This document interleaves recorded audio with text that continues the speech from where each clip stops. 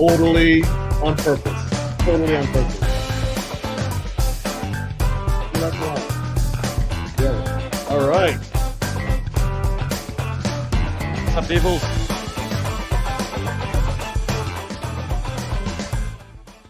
Awesome. Thank you so much for all of you out there watching our latest episode, E2G, Everything to Gain. This is episode 7. Today, we have a very special guest, Mr. Craig Calder. Craig, thank you so much for joining us on this Friday. Thank you for having me. Awesome. Again, my name is Dan Yu. That's Mark Angelos. What's happening, Mark? What's up, Dano? How are you, Craig? Yeah, we're coming to you guys with a bunch of insights this week on branding, career. The whole concept of this program is to give people some insight and pivoting in their lives, how to make positive change in your own life. What are some lessons we can learn? Craig has been kind enough to come share some of his wisdom and years of insight. Craig, we'll let you give a quick rundown of an intro for those who don't know you or aren't familiar with you. What's a quick skinny on Craig Calder? Quick skinny is that, as Malcolm Gladwell said, it's about being at the right place at the right time. And I think I was at the right place at the right time to be part of the switch from analog to digital, working in marketing, entertainment, primarily publishing, being able to go through the .com boom, .com crash, being a consultant, working in corporate, and coming full circle, and kind of closing out my career working, believe it or not, in IT marketing. So that's great. Awesome. Yeah. So you had this really long career. You've had incredible brands on your resume: Sports Illustrated, New York Times, Nickelodeon, Travel Zoo, and then the Street.com. But then also on the tech side, right, on the real true digital side with DoubleClick. But let's go back to your beginnings. So Sure. You wanted to be a sports writer, and so after you graduated University of Missouri, how did you break into the sports world? I got a job working for the St. Louis Post Globe Democrat, which was the competing paper to the Post-Dispatch, because I had a connection. When I was in college, I worked part-time for this guy who bought it, and he had, like, believe it or not, the Saturday Evening Post, and I worked on helping him sell ads for that. So that got me to St. Louis. The paper eventually shut down, and so I ended up joining an advertising agency as a copywriter, and they put me on the sporting news account. So for 3 years, I was doing everything sporting news. I got to talk with Pete Rose. I'd have to call him up every day when he was trying to break the hits record. Wow. Yeah, he was kind of a skunk. He was a bit of a curmudgeon.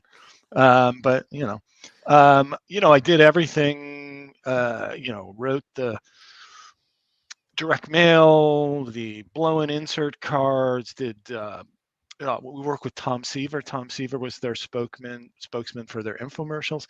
So I got like a baptism of fire in sports marketing. And then, being in St. Louis for like 3 years, and I had a lot of friends there. It was a very comfortable, good quality of life. Part of my assignment was I wrote the trivia questions on the Busch Stadium scoreboard because one of our clients sponsored them. So that was fun. And then I kind of got a little restless and wanted to move on. And I was thinking, like, maybe I'll go to Chicago, get a job as at an agency there. And I had some contacts, and they said, yeah, follow up with us in January. That's usually when we have our hiring cycle. But in between then, I saw in Ad Age an advertisement for a copywriter producer at Sports Illustrated in the marketing department. I'm like, So is this in the back pages of Ad Age? Yeah. Remember those days? Yeah. So I figured, I smell a pivot coming up here. Yeah, I figured I got nothing to lose, and so I had bought a Mac Plus, and figured, I'm just going to go for it. And I bought the latest the issue of Sports Illustrated, and they had a story about the movie The Natural.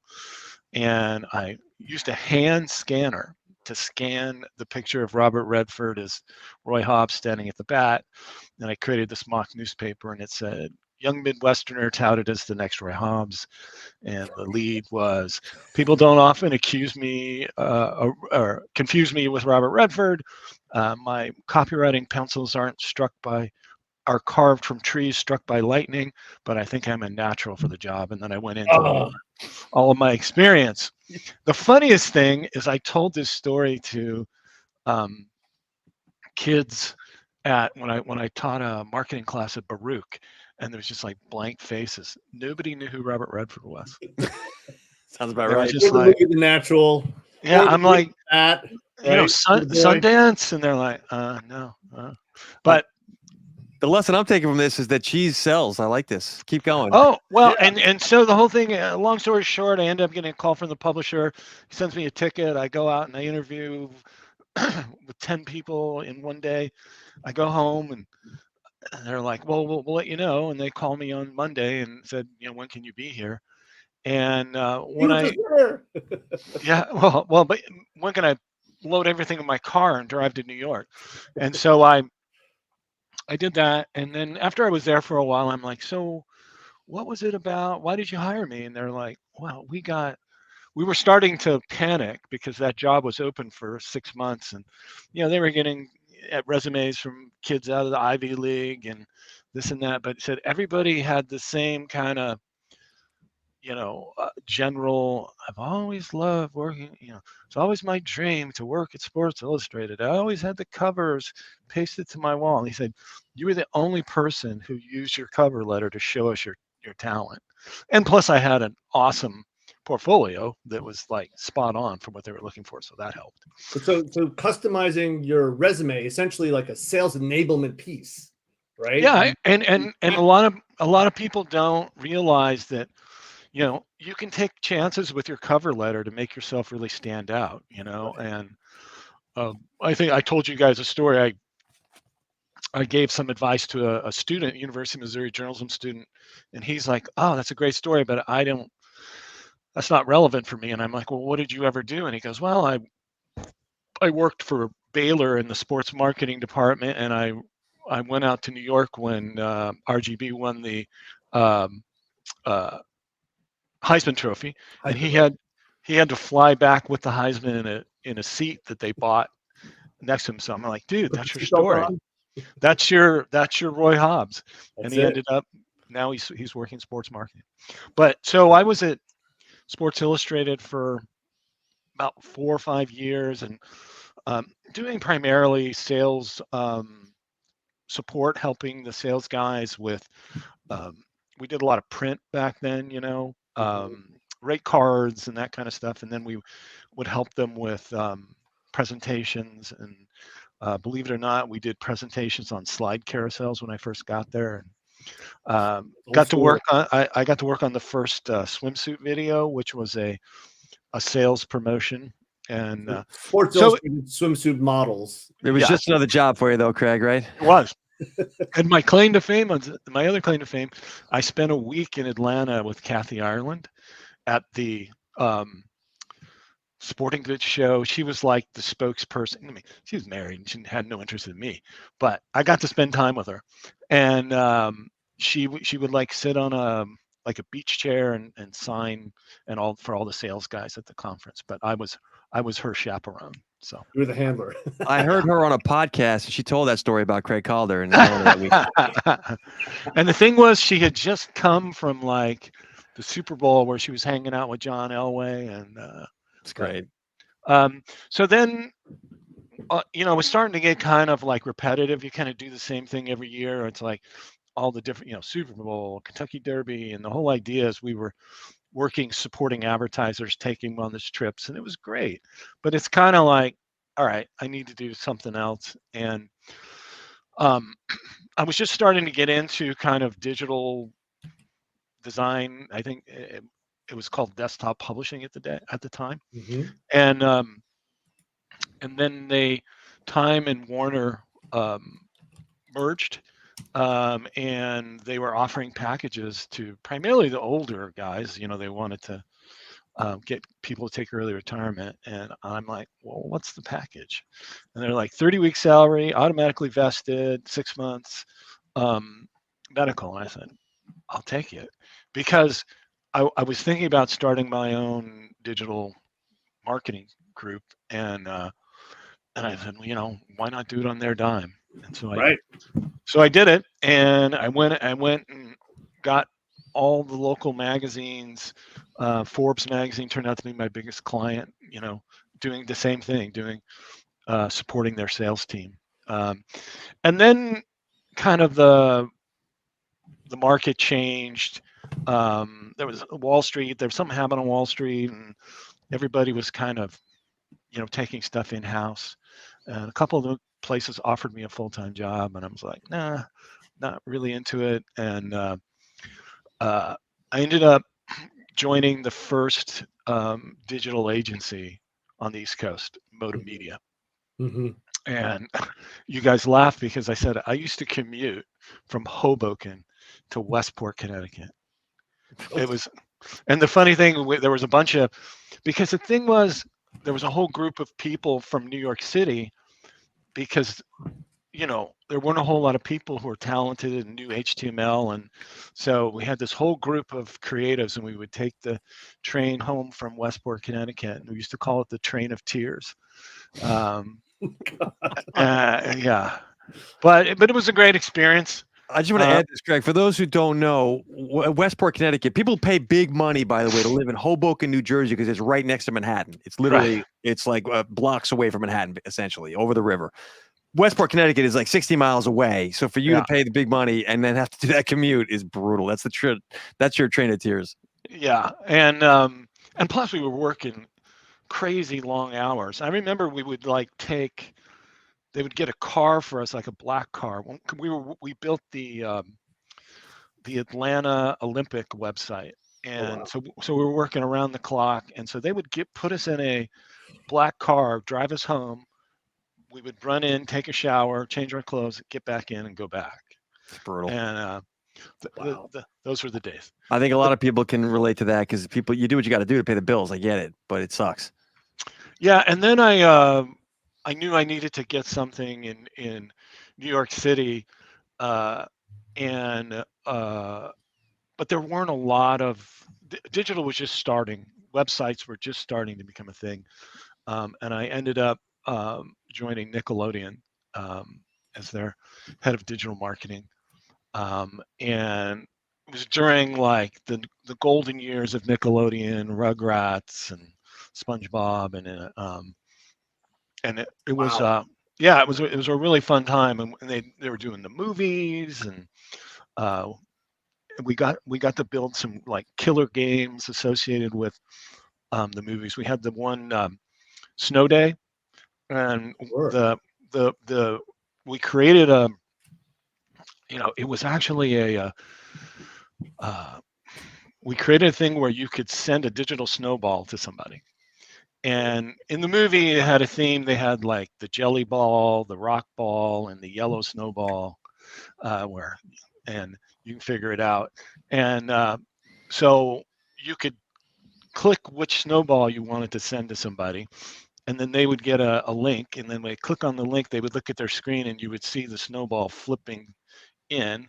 And if it was the rock snowball, it would hit, and your screen would crack.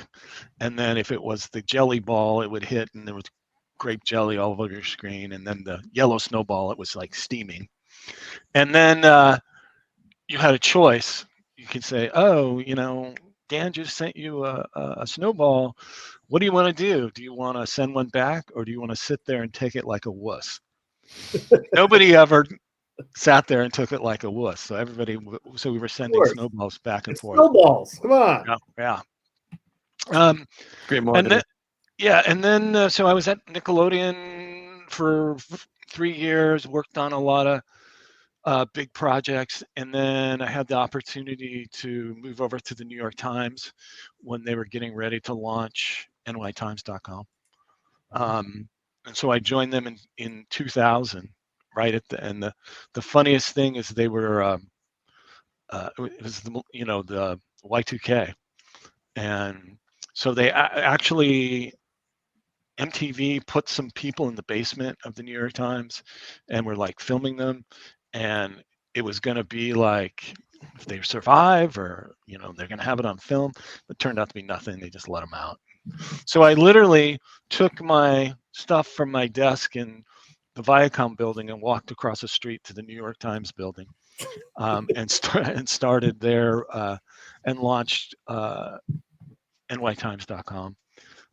And because before it was like a AOL site, and then it's the site you see now. It's like the top news site. So I'm hearing just innovation and innovation. Yeah. Finding the niche of that time, right? Like, and so it's leaving kind of like all of your preconceived notions in the past, right? Because it's also spotting the trends, Dano, right? It's seeing what's finding the edge of what's developing and getting yourself involved. You said it at the start, Craig, putting yourself on the path of opportunity. And I guess it's kind of like what Branch Rickey used to say. It's better to trade somebody sooner rather than later. So it's better to get out and try the new thing before it hits. Yeah. But that requires a certain makeup, personality-wise. Yep. And I think kind of the biggest takeaway for me is don't be afraid to take chances, especially when in the beginning of your career. Don't do something stupid or dangerous, but push yourself to try new things. One of the things when I was at the New York Times is kind of my claim to fame is I came up with a behavioral targeting concept that New York Times patented. It was like hot stuff in 2005, called surround sessions. And the reason, so it was just essentially early behavioral targeting, right? Where you go to one page and then the ads from Tiffany would follow you from wherever you go. But at that time, it didn't exist, And but the thing was, I was sitting there, I'm like, this needs to happen. And I'm like, am I going to wait for the advertising agencies to do it? Am I going to wait for the ad serving companies to do it? I'm like, if I'm going to do that, I'm going to wait forever. And I know as much as them, so I'm just going to do it. And so that's kind of always been my theory. And it's like ready to aim. For context for the listeners, that's just so you know, Craig, I'm sure you do. Facebook was launched in 2004. So you're in that time frame. You're doing something that really literally hadn't been invented yet. And that takes a little bit of, I'm going to think this, it's a gamble, right? It might not work. You've never seen it before. You can proudly say now you were the first one to do it. But at the time, you're probably like an anomaly. And it really, what it came from was a Hail Mary. Because we had this, think back to, we had just come out of the crash, right? And we're trying to build back. And agencies are telling us that, clicks are clicks. I don't care where they came from. Why are you guys charging a premium price? It's like, well, because we're the New York Times. We have a quality audience, a loyal audience. We have quality content. We have registered users. And the only way, and the thing was that they thought in terms of television, right? GRPs. So we structured this surround session so they were guaranteed 7 exposures, which is the GRP thing. And we told them, said, if you get 3 or less views, we'll bonus you. And they're like, we're in. Like, they love media guys, like free stuff. Yeah. And so it worked, and then eventually, now they have sophisticated behavioral targeting capabilities built into ad servers. Ours was kind of, and because of that, I developed a relationship with the DoubleClick folks, because we had worked with them. We had used their ad server to do it, and they're like, "Oh, news is dead. Come work for us." And so I moved on to DoubleClick and was in the rich media. It's like the video ads and gaming ads and those kinds of things. And then I made the brilliant decision to leave DoubleClick 8 months before Google acquired them. Oh, geez. So you talk about, hey, you got to have the spidey sense to make the right decision. That time I didn't make the right decision. I think it was like $3 billion, by the way, that deal. Yeah. Not to remind you. Oh, a lot of my friends did very, very well. But it was fine. I went to work for thestreet.com, working with Jim Cramer, who's an interesting guy. But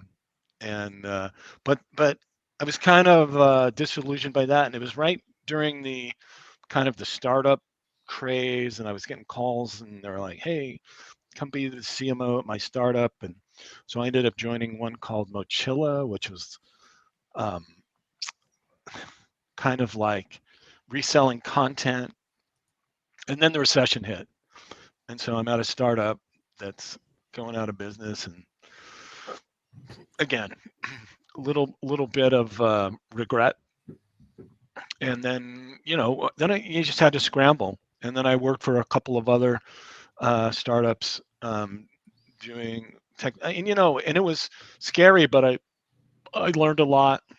Then I worked at Travel Zoo, which is a very interesting company. It was kind of the first deal. It's like the Groupon of travel, and Mhm. that was really interesting. And then I had so many people coming to me and saying, I need a CMO, but I can't afford you full time. Can I get an hour or so? And then so I took on individual clients a couple days a week, and that was okay. But you guys were talking about being an entrepreneur, and it's a whole different ball game, right? You eat what you kill, and Awesome. you gotta be 6 months ahead in terms of because if you're like, oh, I have no business, it's too late, and you gotta pay your taxes, and you gotta bill your clients, and you gotta collect, and it's a whole different thing, and there's pros and cons to it, but then I kind of realized that was not my the entrepreneur. I liked being an entrepreneur. I just didn't like the headaches that came along with it. It's a treadmill. Yeah. Yeah, and I think that's the challenge for a lot of entrepreneurs, right? And I think in this day and age, right, it's about learning the new skills, right? And Yep. trial by fire is fine, right? As long as you continue to learn. Um, but with everything you're doing, right? You've made the pivot, and you're now in kind of like the marketing technology end of things. Mhm. You're now, we obviously live in a world of AI, right? Right. We're knee deep, right? And so, Mhm. how, even with all the advancements in marketing technology, it's still how you use it, right? And so, Yep. how do you think people can make their way in an AI world? Well, I think it's much easier. It reminds me a lot when the web first came in, right? And if you wanted to do something, you had to learn HTML, and people were building web pages, and it was like, oh my God, I have a web page with my name and picture on it. It's like magic. The same thing with AI. The there's the tools are constantly changing. It, it's getting better and better every day. I mean, I got involved in it. I joined a mastermind group, and really kind of saw the power of using AI for kind of conversion marketing, right?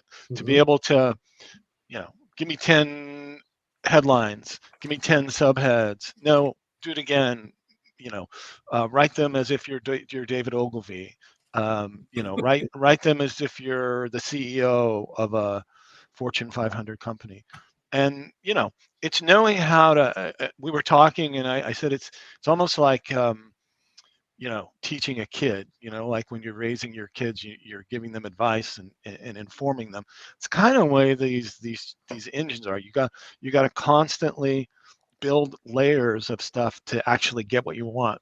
The thing that just blows me away now is just the graphics that you can create, and the Yeah, videos that you can create are watching just videos. mind-boggling. And just 6 months ago, they were kind of crude. People had like 6 fingers and stuff, and but it's really, really getting better very fast. I tell my guys, Craig, that we're at the point where it can do pretty much anything. The question is, what are you going to put it to work doing? Like, you need to have a strategy now.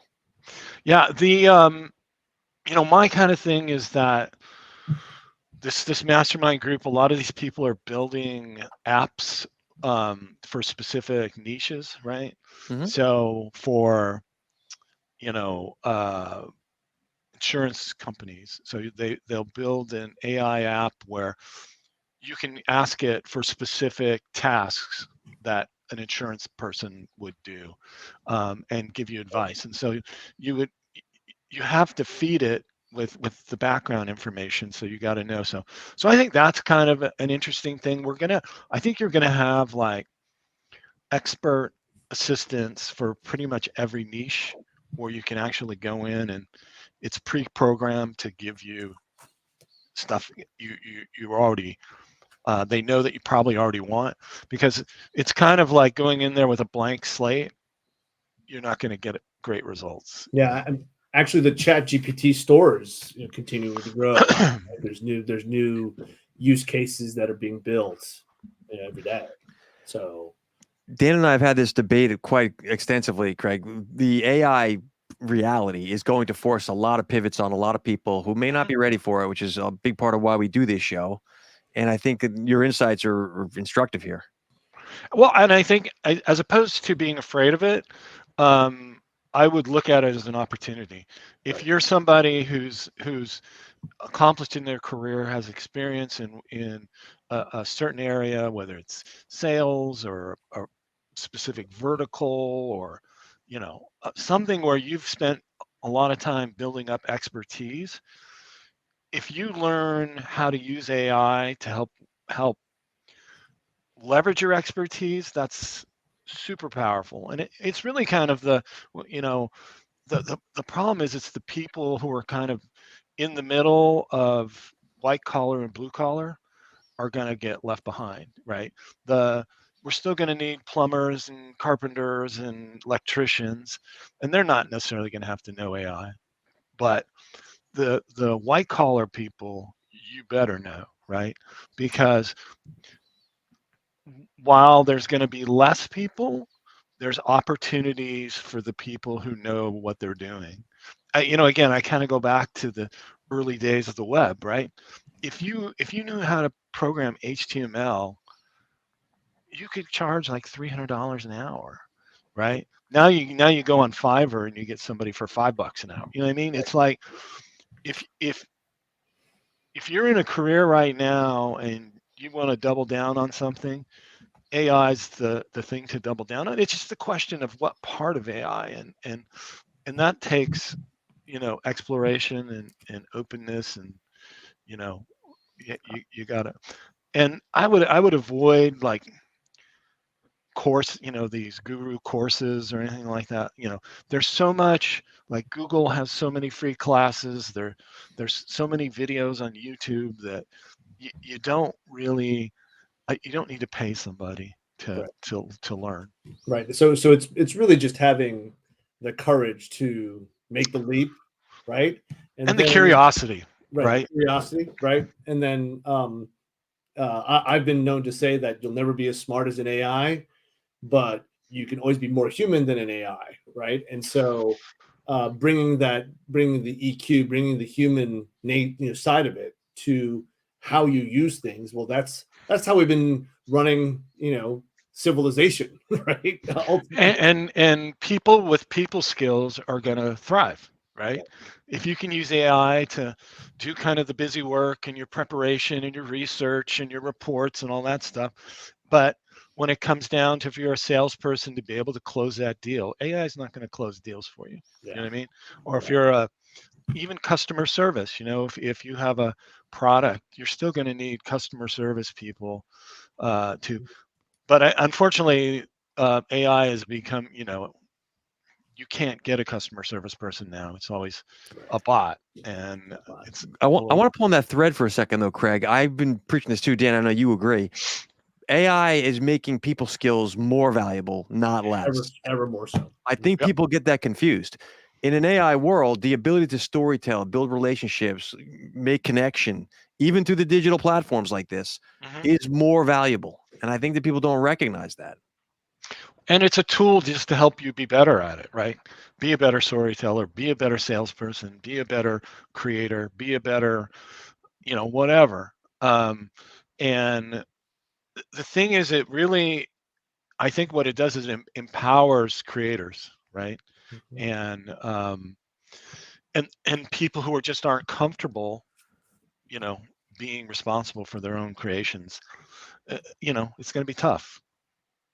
Yeah. So I got a list of things that lessons that I'm pulling out of what you're talking about, Craig. I'm happy to run through it, Dan, unless you Sure. want to comment No, on this. please go. This is This great. is just my observations of listening to your wisdom here, Craig. Number one, do the client work. I'm sorry, don't do the work. Illustrate your skills. When you apply with your letter and you should the whole Robert Redford story, like it's Yep. one thing to say I can do it. It's nothing to show you can do it.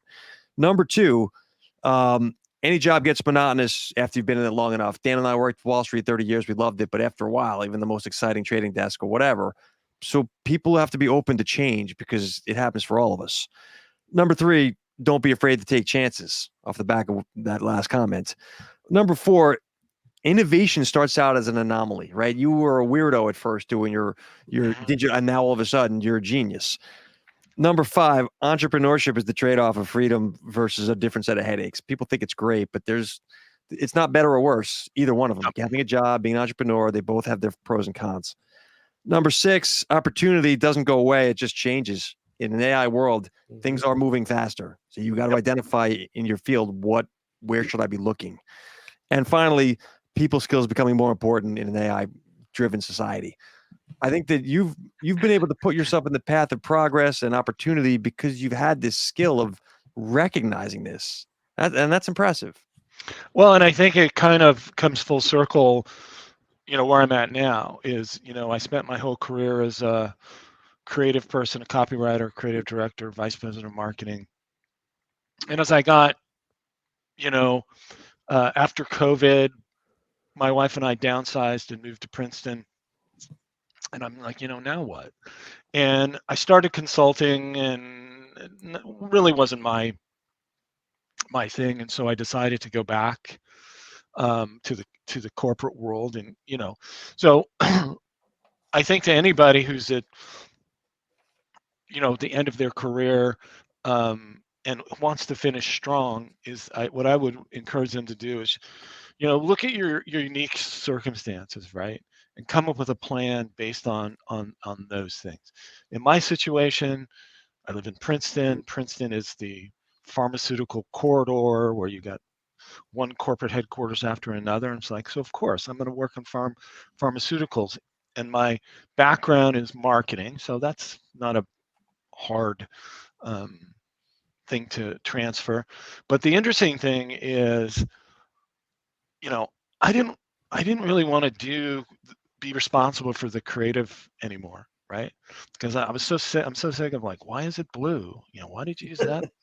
Why that font? And Make the logo bigger. how come it didn't work? Why not Comic Sans? Yeah, and so I had the opportunity to take a job in the IT team supporting the marketing team.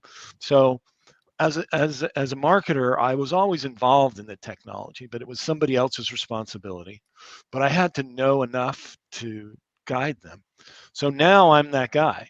So when the marketing team says, we want to do a 10-part journey email campaign, and we'll take care of the creative, you just make sure it runs and the analytics match up. And I'm like, beautiful. So I'm it's really cool for me. But the thing is, if I had been in IT my whole career, I'd probably be bored. But it's something new, so it's really kind of invigorated me.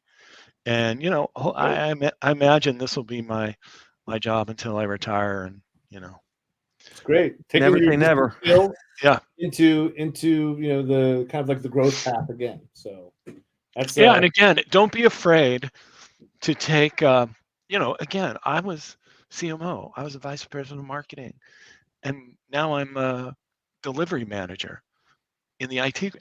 But I make almost as much money, and I have a lot of less headaches, and it's something new and exciting. So it's great. You got to kind of get over it. I still have friends who are in that creative and they just can't let go of it. It's like, dude, streaming's over, you know. I want to push on that for a little bit there, Craig. You got to be willing to take that chance, but you also have to be willing to suck. Like when you're starting out in something new, you have to be Absolutely. humble enough and say, okay, I was the CMO and now I'm the delivery guy, whatever.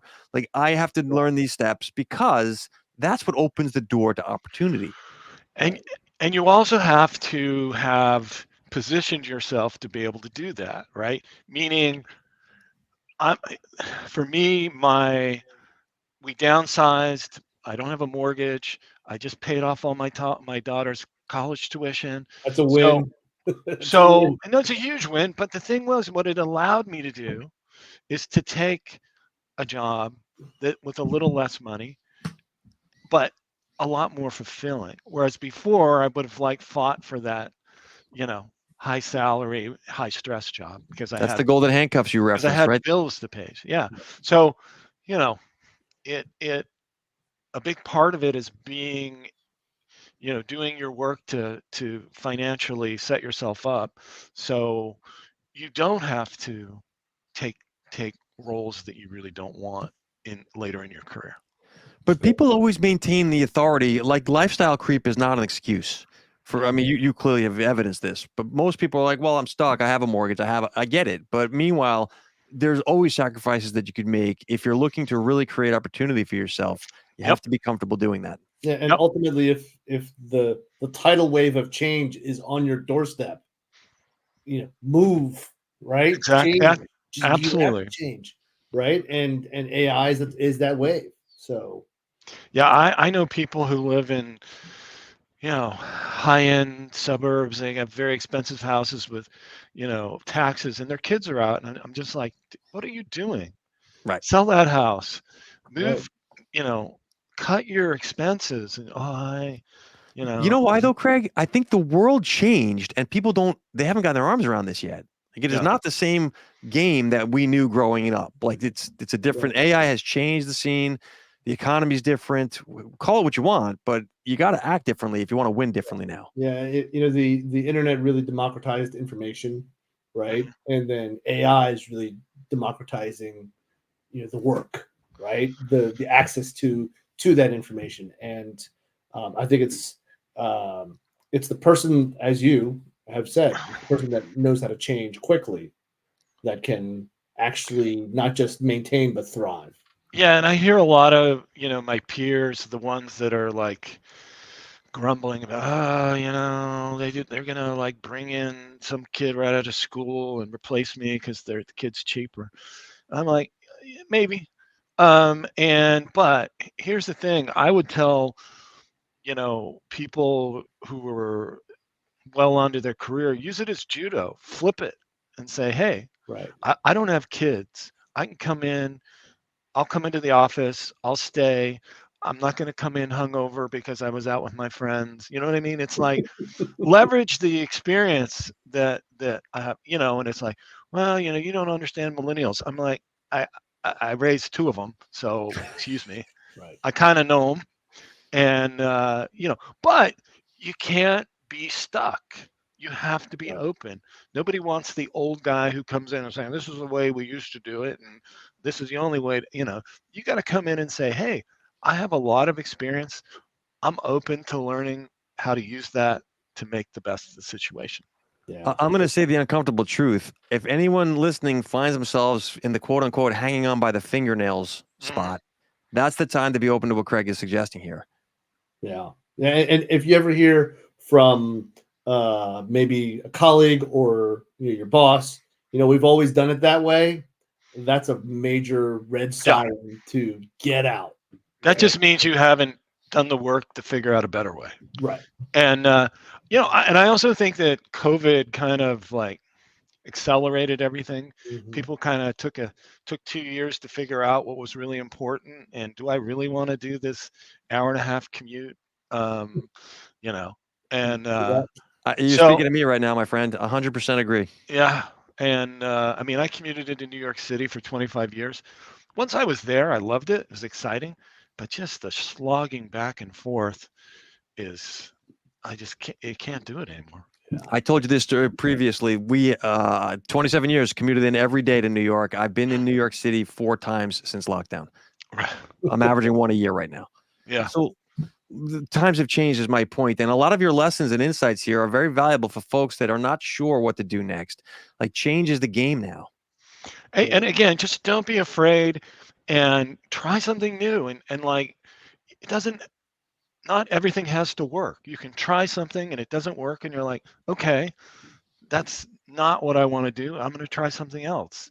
I don't mean like go from being a plumber to a, rocket science, I mean, something that's in your wheelhouse, and and don't be afraid to stretch yourself to try something adjacent. You know what I mean? I'm going to clarify that more though and say that should be something that you like doing. Yeah. Again, yes. You have to be curious. You have to be comfortable with being uncomfortable, right? That's the magic. And you can't be embarrassed. You can't have an ego, right? Oh, I can't. I heard from so many people like, oh, I couldn't do that. I couldn't take a pay cut to do that. And I'm like, you better, because you're not going to get any pay. So. Yeah, that's right. A cut's better than zero. Yeah. So, Craig, thank you so much. This has been great. Good to Great catch insights, up with Craig. you. And Thank you. And be on. And thank you so much for being on the show. Thank you for taking the time. And for those of you who are like at the end of the back 9 in your career, I would tell you just embrace it. It can be a good thing if you have the right attitude, and are willing to be flexible. It's great. Good advice. Thanks for sharing your pearls of wisdom, Craig. Honestly, people, there's a lot of benefit to be had for those who want to go back through give this a listen. Thank you. For the audience, thank you so much for being here. Really appreciate you watching. This has been Everything to Gain. My co-host, Mark Angelos, our guest, Craig Calder. Thank you so much. You can view the recording of this video on our YouTube channel, E2G Show. That's E2G Show. And thank you so much, guys, for being here. And just want to remind everybody to stay open, stay positive, keep moving, and as we make more positive changes in our life. So. Thanks for listening, everybody. We appreciate the support. Thank you. And I also want to acknowledge our theme song, which is produced by DJ Metronics. LJ, thanks so much for all you do for us. All right. Have a great weekend, everybody. Talk to you soon. Peace out, folks. Thanks, Craig. Have a great week. Later, Dano.